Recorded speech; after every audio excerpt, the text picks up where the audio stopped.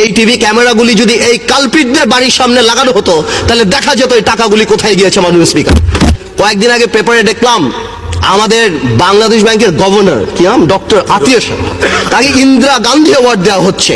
তাকে তো ধ্বংসাত্মক অ্যাওয়ার্ড দেওয়া উচিত শেয়ার মার্কেট ধ্বংস করার জন্য। মাননীয় প্রধানমন্ত্রী উদ্যোগ নিলেন, এই দরবেশকে আবার সেই সিটে বসালেন। আমার মনে আছে, আমি ছিলাম না সংসদে, তবে সুরঞ্জিত গুপ্ত সাহেব বলেছিলেন কি জানি, ভূত শস্যের মধ্যে ভূত থাকা। দুর্নীতির কথা স্টার্ট করলে শেয়ার মার্কেট নিয়ে কথা বলতে হয়, অর্থনীতি নিয়ে কথা বলতে হয়। স্পিকার, আজ থেকে ঠিক 1 বছর আগে এখানে দাঁড়িয়ে বলে গিয়েছিলাম দরবেশ তার মুরিদদের কথা শেয়ার মার্কেটের। সেই দরবেশের কথা এখন বাচ্চাও বাংলাদেশে কিন্তু বলতে পারে। সেই দরবেশের বিচার হয় নাই মাননীয় স্পিকার। এছাড়া আরো যত মুরিদ ছিল কারোই বিচার হয়নি। মাননীয় স্পিকার, গতবার তো বলে গিয়েছিলাম শেয়ার মার্কেটে জড়িত কারা ছিল। এখন সময় এসেছে হালকা করে বলার কিভাবে শেয়ার মার্কেটের ঘটনাটা ঘটানো হলো। 2010 সালের সেপ্টেম্বরে সিডিবিএল দেখলেই বোঝা যায় জেড ক্যাটাগরি নামে কোন কোন কোম্পানিগুলি তাদের টাকাগুলি বের করে ফেলেছে। আমার কাছে এখানে 8টা কোম্পানির নাম আছে যারা 1800 কোটি টাকা উঠিয়েছে। এখানে আরো 26টা কোম্পানির নাম আছে যারা 1900 কোটি টাকা উঠিয়েছে। এখানে আরো আছে যারা 2000 কোটি টাকা উঠিয়েছে। মাননীয় স্পিকার, সংসদ বা আমাদের গভর্নমেন্ট থেকে, সরকার থেকে বলা হলো, রেগুলেটর লাগানো হলো, এটা লাগানো হলো, অনেক কিছুই দেখেছি আমরা। পরে আবার সিসিটিভি ক্যামেরাও লাগানো হলো। এই টিভি ক্যামেরাগুলি যদি এই কালপিটদের বাড়ির সামনে লাগানো হতো তাহলে দেখা যেত এই টাকাগুলি কোথায় গিয়েছে। মাননীয় স্পিকার, মাননীয় স্পিকার, একটা ইনভেস্টিগেশন কমিটি করা হলো, সেটা রিপোর্ট দেওয়া হলো। অর্থমন্ত্রী সুন্দর করে বললেন, these are mafia, we can't speak, what a disgrace for the country. যা আমাদের অর্থমন্ত্রী বলে যে দিজ আর মাফিয়া। শেয়ার মার্কেটের আরো কিছু ঘটনা আপনাকে বলতে চাই।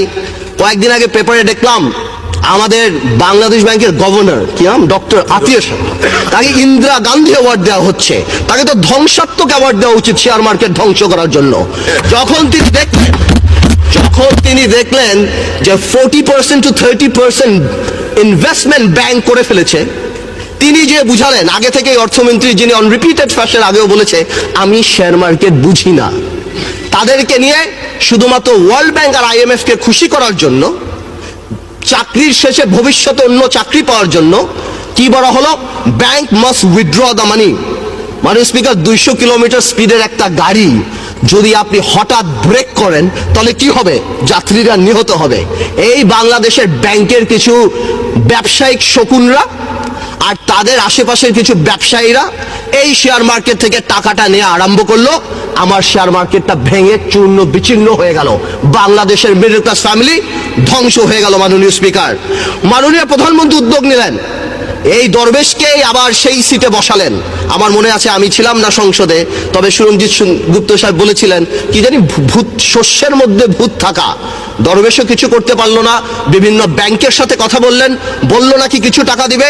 কোনো প্রাইভেট ব্যাংকের মালিক একটা টাকাও দিল না এই শেয়ার মার্কেটে।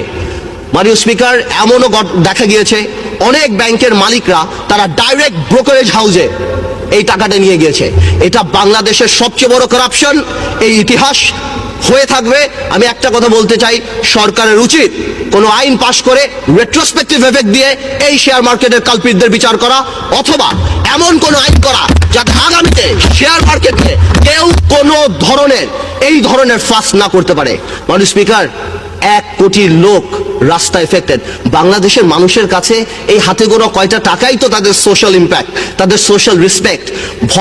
যাদেরকে আপনি দেখেন মাননীয় স্পিকার, রাস্তায় দাঁড়িয়ে শেয়ার মার্কেটের জন্য চিল্লাচিল্লি করছে, তারা কিন্তু সর্বস্ব হারিয়েছে। আরো অনেক লোক আছে, আরো অনেক মা বোনের আছে, আরো অনেক মিশনে আমার আর্মি অফিসাররা আছে, আরো অনেক পুলিশের কর্মচারী আছে, সরকারি কর্মচারী আছে, যারা রাস্তায় লজ্জায় বের হতে পারে না।